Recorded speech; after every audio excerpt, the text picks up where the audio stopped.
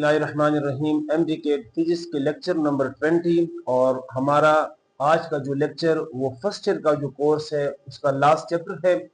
उसकी भी शुरुआत हम एक MCQ से करने जा रहे हैं और most important and tricky MCQs है। Pick out the state function. चार नीचे आपके पास वेरिएबल्स दिए गए हैं, इनमें से कौन सा स्टेट फंक्शन है? शाबाश, वर्क स्टेट फंक्शन है। गुड, ये आप लोग कंसेप्ट है। टेम्परेचर है, माशाल्लाह, ये आप लोग कंसेप्ट हैं। सबसे पहले स्टेट फंक्शन की डेफिनेशन क्या होती है? ये ऐसे वेरिएबल्स होते हैं, ऐसे पैरामीटर्स होते हैं जो आपको सिस्टम की स्टेट की इंफॉर्मेशन दे कि वो सिस्टम लिक्विड में है, सॉलिड में है या गैस में है। आप देखें, टेम्परेचर तो आपको स्टेट की इंफॉर्मेशन दे रहा है। अगर लेट सपोज किसी कंटेनर के अंदर पानी है और उसका 50 डिग्री टेम्परेचर है तो वो कौन स्टेट में होगा? लिक्विड में होगा। ठीक है जी। उसके बाद आपके पास जो प्रेशर है वो भी उसकी इंफॉर्मेशन दे सकता है कि इस वक्त आपके पास, जिस तरह हम कहते हैं ना कि गैस का प्रेशर जब आप क्या करेंगे, बढ़ाएंगे तो वो क्या हो जाता है? लिक्विड में आ जाता है, और बढ़ाएंगे तो वो सॉलिड के अंदर भी कन्वर्ट हो सकता है। लेकिन एक कंटेनर से हीट निकल कर आ रही है। अब हीट तो पानी से भी निकल सकती है, बर्फ से भी निकल रही है, गैस से भी निकल रही है, तो आपके जो हीट है वो इंफॉर्मेशन नहीं दे रहा स्टेट की, ना आपकी वर्क की इंफॉर्मेशन, क्योंकि वर्क जस्ट आपके पास चेंज इन वॉल्यूम की बात करता है। समझ आ रही ना? तो आपके पास क्या है कि ये जो वर्क और हीट है ये स्टेट फंक्शन नहीं होते हैं। बाकी जितने भी पैरामीटर्स हैं वो सारे क्या होते हैं?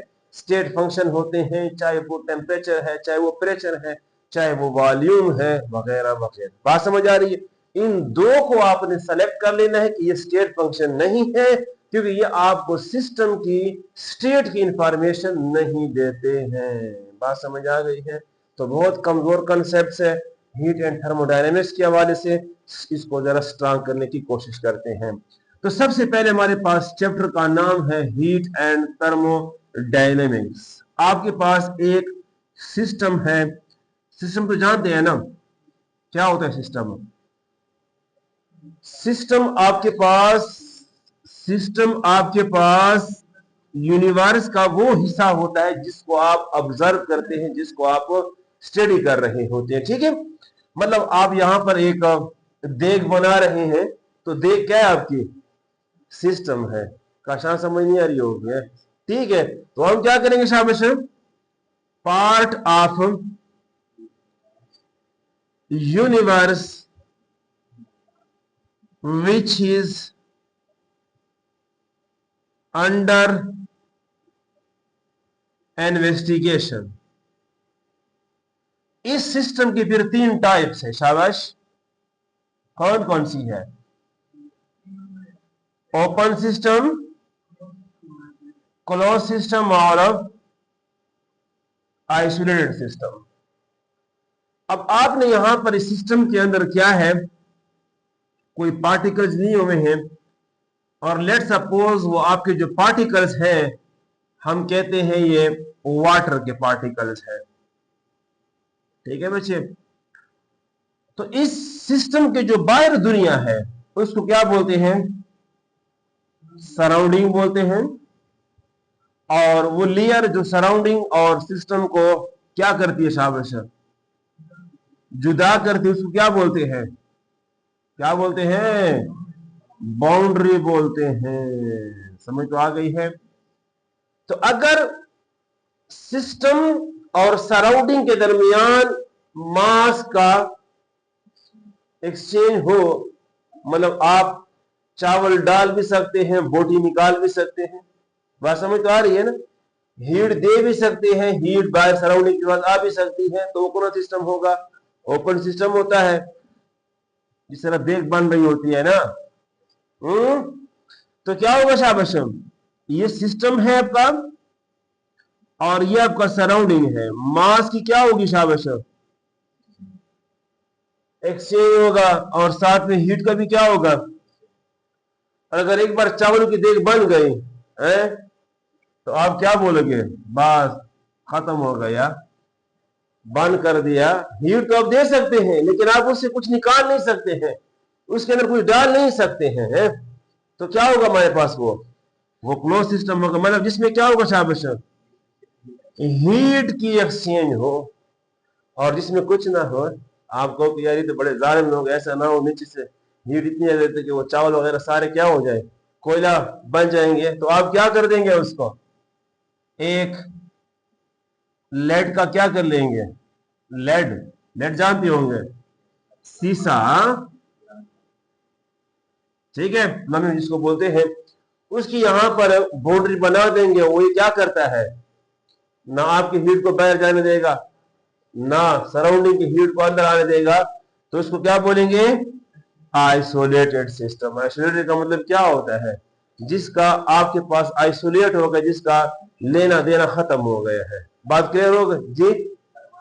थर्मास की बात तो किसी हद तक कर सकते हैं, समझ आ रही, जब तक ढक्कन ढीला ना हो, समझ आ रही है ना, ठीक, कर सकते, किसी हद तक कर सकते हैं।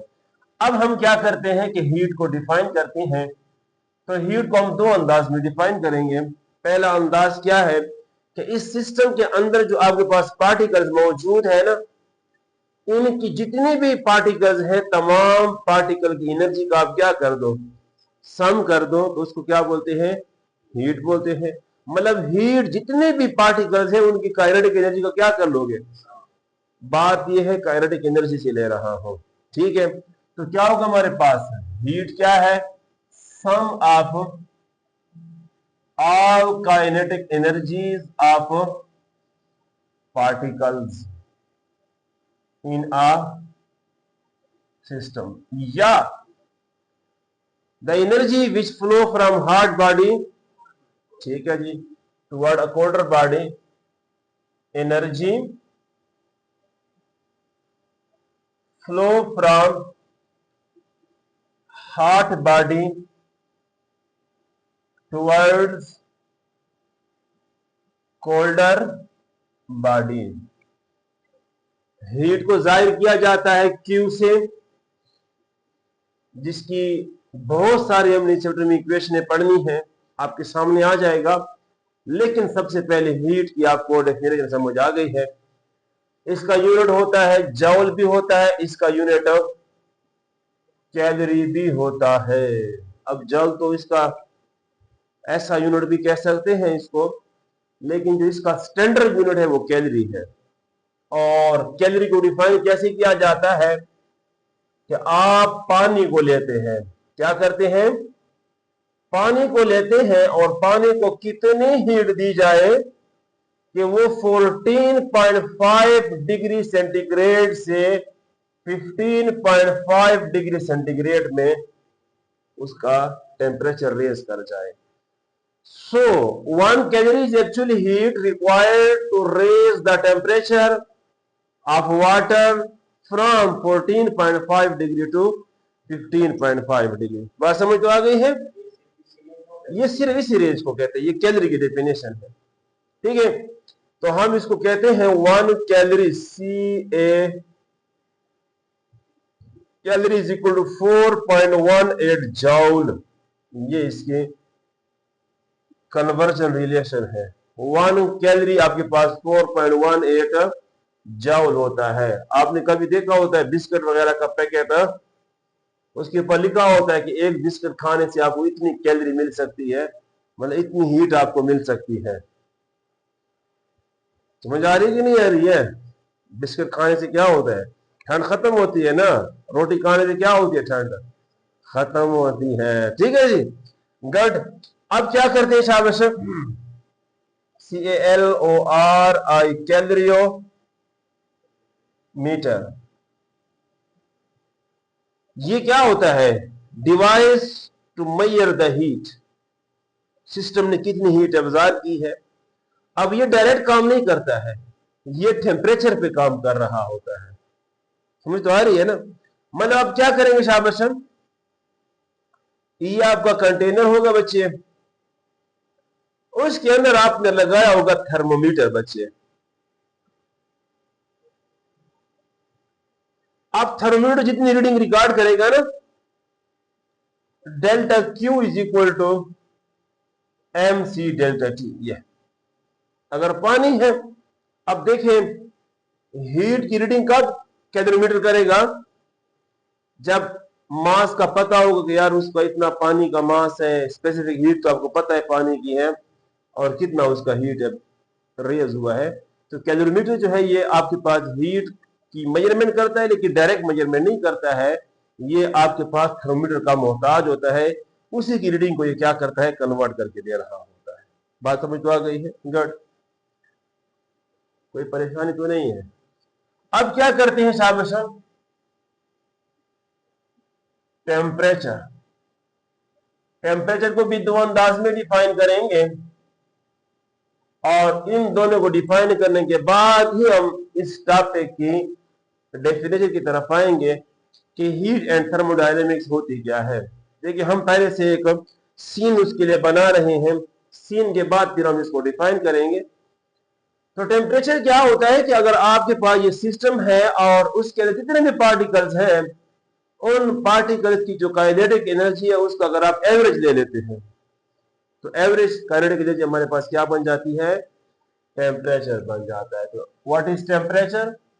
Temperature is actually average kinetic energy of particles in a system है, या आप इसको यूं भी डिफाइन कर सकते हैं, ये लेवल है, लेवल ऑफ हॉटनेस और कोल्डनेस। और ये फिर किस चीज पे काम करता है, थर्मोमीटर। वो आपने देखा होगा, पढ़ा होता है फर्स्ट ईयर में, हम अपना टाइम उधर नहीं लेना चाहते हैं। तो थर्मोमीटर को बेसिकली जो डिफाइन किया जाता है, थर्मोमीटर, उसके अंदर दो प्रॉपर्टीज होती है। एक को बोलते हैं थर्मोमेट्रिक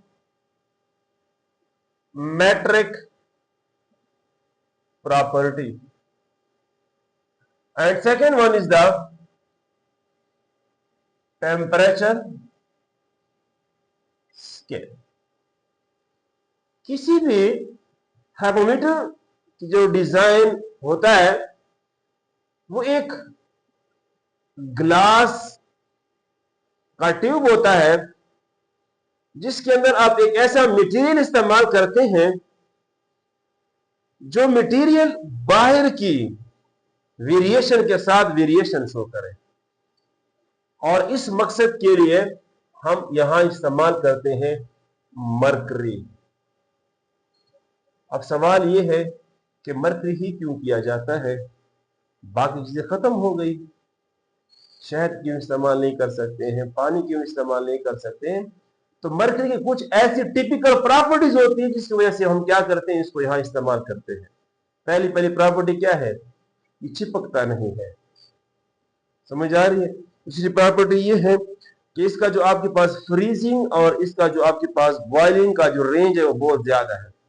पानी की तरह नहीं है कि 0 से 100 के दरमियान है, इसका रेंज बहुत ज्यादा है। दूसरा हमारे पास ये कि ये आपके पास जो इसकी बाकी जो क्या कहते हैं नेचुरल प्रॉपर्टीज होती है, उसी की वजह से हम क्या करते हैं, यहां पर इसको तकरीबन इसकी 15-16 प्रॉपर्टीज है। समझ आ रही है ना? तो उन प्रॉपर्टीज की बुनियाद पर हम क्या करते हैं, मरकरी को इस्तेमाल करते हैं। ठीक है, बाकी इसका जो सरफेस होता है वो एक लेवल में आ रहा होता है, इस वजह से अगर हम कहीं से भी उसकी रीडिंग देखें तो हमें बराबर रीडिंग मिल रही होती है। ठीक है ना? उसके बारे में हमारे पास क्या है कि ये आपके पास जहां तक आ गया उधर हम स्केल लगा देंगे। ये स्केल, इन स्केल को हम क्या बोलते हैं, टेम्परेचर स्केल बोलते हैं। और ये 3 किस्म के होते हैं, सेंटीग्रेड होता है, केल्विन होता है और फ़ारेनहाइट होता है। बात समझ तो आ गई है? तो जो आपके पास इसका जो कन्वर्जन फार्मूला है वो क्या है कि अगर केल्विन को आप सेंटीग्रेड में कन्वर्ट करेंगे तो उससे क्या हो जाएगा, 273 माइनस हो जाएगा। मैंने इधर एक इक्वेशन लिखी थी कि इधर है, ये हमारे पास इक्वेशन 1 हो जाएगी। ये इक्वेशन नंबर, अगर केल्विन का टेम्परेचर दिया हुआ है, कन्वर्ट किस में करना है, लेकिन एक ख्याल करना, जब भी फिजिक्स के अंदर आप क्या करेंगे, न्यूमेरिकल करेंगे, एमसीक्यूज करेंगे, तो आपका टेम्परेचर सेंटीग्रेड में नहीं होना चाहिए, किस में होना चाहिए, क्योंकि केल्विन उसका ऐसा यूनिट है। और आपके पास केल्विन का जो टेम्परेचर होता है उसको बोलते हैं एब्सोल्यूट टेम्परेचर। समझ तो आ रही है ना? एब्सोल्यूट क्यों बोलते हैं? क्योंकि ये कभी नेगेटिव में नहीं जाता है, इसकी मिनिमम रेंज 0 तक है। मतलब 0 केल्विन तो हो सकता है कि कभी हमने -1 केल्विन नहीं देखा हुआ है। ठीक है, यह हमेशा आपको एब्सोल्यूट वैल्यू मतलब ये पॉजिटिव नंबर दे रहा होता है। उसके बाद अगर आपने फ़ारेनहाइट और इसकी बात करनी है तो F माइनस 32 इंटू क्या हो जाएगा, 5/9 हो जाएगा। ये हमारे पास सेंटीग्रेड में कन्वर्ट हो जाएगी। और फिर अगर आपने 9/5 C + 32 करनी है तो ये हमारे पास फ़ारेनहाइट में कन्वर्शन हो जाएगी। और अगर फ़ारेनहाइट को आपने केल्विन में करना है तो पहले सेंटीग्रेड में कन्वर्ट करके बाद ही उसको केल्विन में कर सकते हैं। कर लोगे ना इसको? गुड। अब क्या करते हैं शाबाश हम, हीट एंड थर्मोडायनेमिक्स। तो एक्चुअली हीट को आप टेम्परेचर में या किसी और एनर्जी में कन्वर्ट कर सकते हैं। मतलब जब आप किसी सिस्टम को यहां पर क्या करेंगे, हीट देंगे, तो हीट देने से क्या होगा शाबाश, ये जो हीट है ये क्या हो जाएगी, इसकी इंटरनल एनर्जी बढ़ेगी, इसका काइनेटिक एनर्जी बढ़ेगी। ठीक है, तो इसको हम क्या बोलते हैं कि हीट किसी और फॉर्म में और फॉर्म हीट में कन्वर्ट हो सकती है। ठीक है, तो डिफाइन हमारे पास क्या हो जाएगा, inter conversion of heat and other forms of energies. अब सवाल ये है हीट कब फ्लो होगा शाबाश, जब दो बॉडीज का टेम्परेचर में डिफरेंस हो।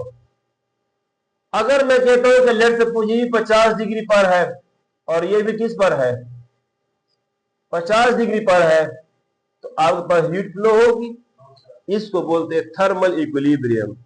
तो आपका जो सिलेबस है उसके अंदर पहला टॉपिक यही दिया हुआ है, थर्मल इक्विलिब्रियम। थर्मल इक्विलिब्रियम का मतलब क्या होता है कि आपके पास दोनों जो सिस्टम है उनका जो टेम्परेचर डिफरेंस है वो क्या होना चाहिए, 0 होना चाहिए। This is the definition of therm. जिस तरह मैकेनिकल इक्विलिब्रियम होती है ना, समेशन ऑफ फोर्स 0 होना चाहिए, या फोर्स में जो है ना चेंज नहीं होना चाहिए। ठीक है जी। अब हम क्या करते हैं शाबाश, हम जीरोथ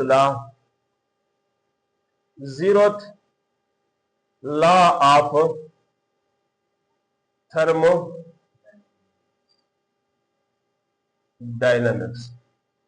तो जीरोथ लॉ से मुराद क्या होता है कि आपके पास एक सिस्टम है ए, वो किसी बी के साथ क्या है शाबाश, थर्मल इक्विलिब्रियम में है। किसमें है, थर्मल इक्विलिब्रियम में है। और बी आपके पास क्या है शाबाश, एक सी बॉडी के साथ थर्मल इक्विलिब्रियम में है। तो ऑटोमेटिकली क्या हो जाएगा, ये भी क्या हो जाएगा शाबाश, थर्मल इक्विलिब्रियम में। ये कौन सा लॉ है, जीरोथ लॉ है। अब हम क्या करते हैं कि हीट को भी डिफाइन कर दिया है, टेम्परेचर को भी डिफाइन कर दिया है, और वर्क को डिफाइन करते हैं कि वर्क क्या चीज है। ठीक है, तो हमारे पास जो वर्क होता है उसकी जो असल डेफिनेशन है वो क्या है शाबाश, W is equal to F dot delta D होता है ना। कि फोर्स लगने के बाद क्या हो, डिस्प्लेसमेंट आ जाए। लेकिन हम यहां पर क्या कर रहे हैं, थर्मोडायनामिक्स को स्टडी कर रहे हैं। तो इससे मुराद ये है कि आपका ये जो कंटेनर है इसका जो पिस्टन है वो मूवेबल है। मतलब इसके अंदर यहां पर अगर आप किसी लैब का कंटेनर उठाएंगे तो उससे कंटेनर के अंदर यहां पर स्प्रिंग लगे होते हैं ना, ऊपर जो ढक्कन होता है ये खुद ब खुद क्या होता है, ऊपर नीचे उठ सकता है। मतलब उसका एक्सटर्नल वॉल्यूम इतना होता है और अंदर पिस्टन क्या करता है, खुद ब खुद ढक्कन इसका ऊपर नीचे जा सकता है। ठीक है, तो अगर हम इसको यूं भी डिफाइन करें कि P इंटू क्या हो जाएगा, ए लिख सकते हैं ना, प्रेशर इंटू ए इंटू क्या हो जाएगा, तो ये ए इंटू वो है डिस्प्लेसमेंट है। मतलब ये अगर हमारे पास क्या है शाबाश एरिया है, और ये अगर हमारे पास क्या है शाबाश पहले इस कंडीशन पे था, उसके बाद क्या हो गया, ऊपर चला गया, तो आपके पास P इंटू क्या हो जाएगा, डेल्टा V हो जाएगा। समझ तो आ रही है ना। तो आपके पास ये है कि अगर किसी बॉडी के वॉल्यूम में चेंज आता है तब तो उस सिस्टम ने क्या किया, वो कोई काम किया होगा। बात क्लियर तो हो रही कि नहीं हो रही। अब सवाल यह है कि अगर आपके पास वॉल्यूम क्या शाबाश पॉजिटिव है तो वर्क भी क्या होगा, बात समझ तो आ गई है ना, नहीं क्लियर हो रहा। मतलब वॉल्यूम क्या कर जाएगा, इंक्रीज कर जाएगा। और अगर आपके पास वॉल्यूम क्या हो गया, कम कर गया, तो फिर क्या हो जाएगा, वॉल्यूम नेगेटिव में है, मतलब चेंज इन वॉल्यूम नेगेटिव है, तो आपका जो वॉल्यूम वो क्या हो गया है, डिक्रीज। जी जी सब्र तो करो ना, सब्र तो करना भी आ रहे हैं ना। फिलहाल हम वॉल्यूम के ऊपर डिफाइन कर रहे हैं, फिर बाद में देखेंगे कि वर्डन ऑन द सिस्टम क्या है, बाय सिस्टम क्या है, देखते हैं सारा कुछ इंशाल्लाह पानी की तरह सफा करते हैं उसको। ठीक है, अगर यहां पर आपके पास सिस्टम के अंदर जो है वॉल्यूम में चेंज आ रहा है और इंक्रीज हो रहा है, फिर तो हमारे पास क्या है शाबाश पॉजिटिव वर्क है। और अगर वॉल्यूम क्या हो रहा है, डिक्रीज हो रहा है। अब सवाल यह है कि अगर यहां पर आप उसको हीट दे रहे हैं तो हीट देने से क्या होगा, तो इस वक्त वर्क डन बाय सिस्टम है या ऑन द सिस्टम, शाबाश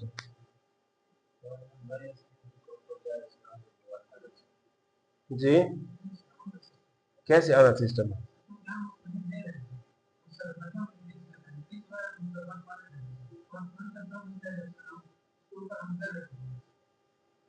मतलब यह है कि आपके पास ये आप हीट किसको दे रहे हैं, सिस्टम को दे रहे हैं, और सिस्टम क्या कर रहा है, एक्सपेंशन कर रहा है। लेकिन अगर आपका सिस्टम क्या कर दे, इसको रोक दे और ये हीट क्या कर दे,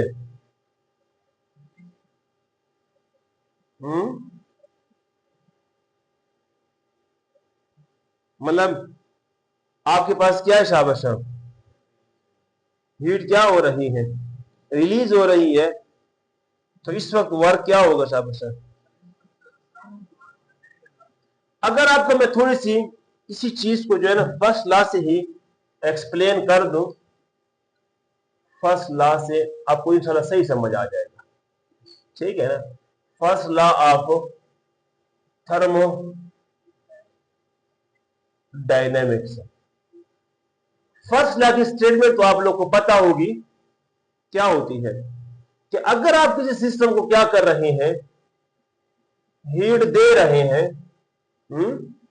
हीट दे रहे हैं, तो हो सकता है कि उससे उसका वॉल्यूम ना बढ़े। क्या हो बच्चे, वॉल्यूम ना बढ़े, सिर्फ उसकी इंटरनल एनर्जी क्या हो जाए, इंक्रीज कर जाए, हो सकता है ना। और अगर हो सकता है कि उसकी इंटरनल एनर्जी भी कुछ हो और साथ में क्या हो जाए, पी डेल्टा वी भी हो जाए, तो ये कंजर्वेशन ऑफ एनर्जी है। जो फर्स्ट लॉ है ये कंजर्वेशन ऑफ एनर्जी को एक्सप्लेन करता है। मतलब जितनी भी आप हीट सिस्टम को दे रहे हैं, वो हीट क्या करेगा, एनर्जी जो है उसको यूटिलाइज करेगा in the form of internal energy plus water, because water is also form of energy. ठीक है, अब सवाल ये है कि अगर आप बात कर रहे हैं आइसोथर्मल के ऊपर, चीज को समझनी है। ये तो बच्चे हमने जनरल बात कर दी ना, हमें नहीं पता होगा कि वो सिस्टम आइसोथर्मल है या आपके पास एडियाबैटिक है। ठीक है, मतलब वो अगर वॉल्यूम इंक्रीज कर रहा है फिर तो पॉजिटिव है, वॉल्यूम क्या हो रहा है, डिक्रीज हो रहा है तो नेगेटिव होगा। अगर आपका क्या शाबाश आइसो थर्मल है तो कंडीशन क्या होती है थर्मल की जी, इंटरनल एनर्जी जीरो होती है ना, तो फिर तो क्या हो जाएगा,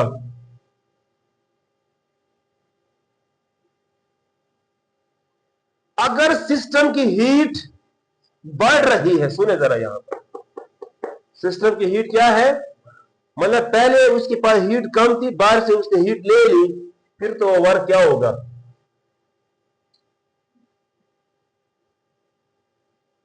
लेकिन अगर वो क्या कर रहा है, हीट कम कर रहा है, क्या कर रहा है, डेल्टा डेल्टा क्यू है, माइनस में है, तो इस वक्त आपका जो वर्क है वो क्या हो जाएगा, चीज समझ आ गई है ना। यहां पर हीट डिक्रीज हो रही है, मतलब हीट किधर जा रही है, सराउंडिंग के पास जा रही है। ये किस कंडीशन पर है, आइसोथर्मल कंडीशन पर है। अब अगर हम बात करें एडियाबेटिक के ऊपर, एडियाबेटिक का मतलब क्या होता है, आप सिस्टम को हीट नहीं दे रहे हैं, खुद ही एक्सपेंशन कर रहा है, खुद ही आपके पास कंप्रेशन कर रहा है, तो फिर क्या मतलब है, delta delta U is equal to क्या हो जाएगा, क्या मतलब है इसका, इंटरनल एनर्जी कम हो रही है, चीज ठंडी हो रही है, तो इस वक्त वर्क क्या होगा शाबाश, पॉजिटिव है, इंटरनल एनर्जी नेगेटिव है।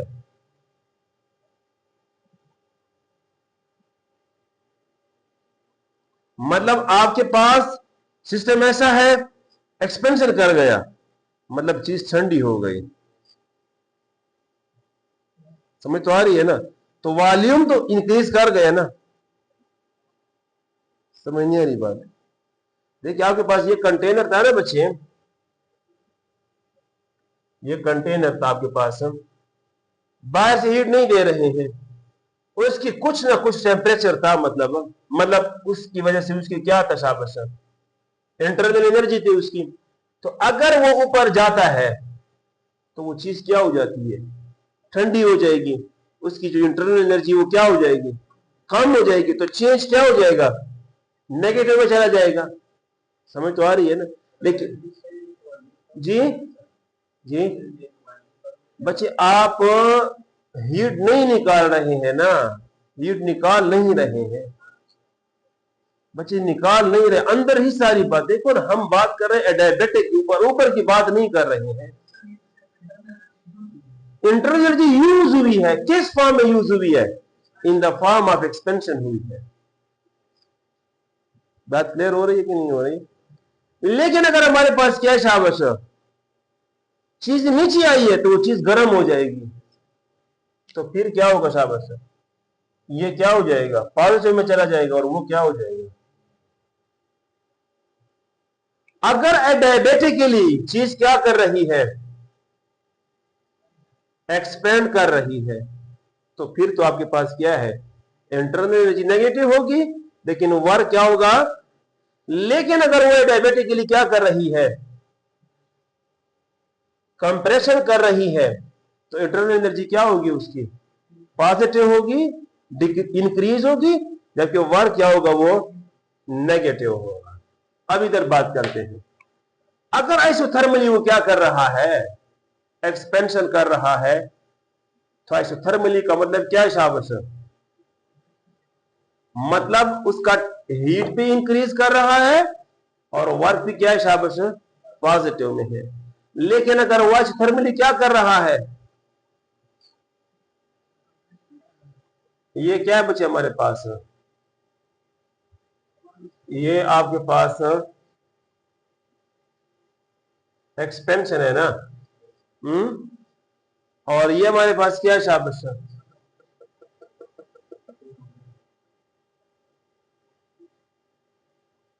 ये आपके पास टेम्परेचर में चेंज नहीं दे रहे हैं, तो जितनी भी उसको हीट मिलेगी वो सारी की सारी क्या होगी जी, वाटर में कन्वर्ट होगी। और अगर आपके पास यहां पर आप चीज को क्या कर रहे हैं, कंप्रेस कर रहे हैं, तो उसका क्या होगा शाबाश ही, तो वर्क किस फॉर्म में होगा यहाँ पर नेगेटिव, और यहाँ पर क्या हो रहा है शाबाश कंप्रेशन। समझ तो आ रही है ना।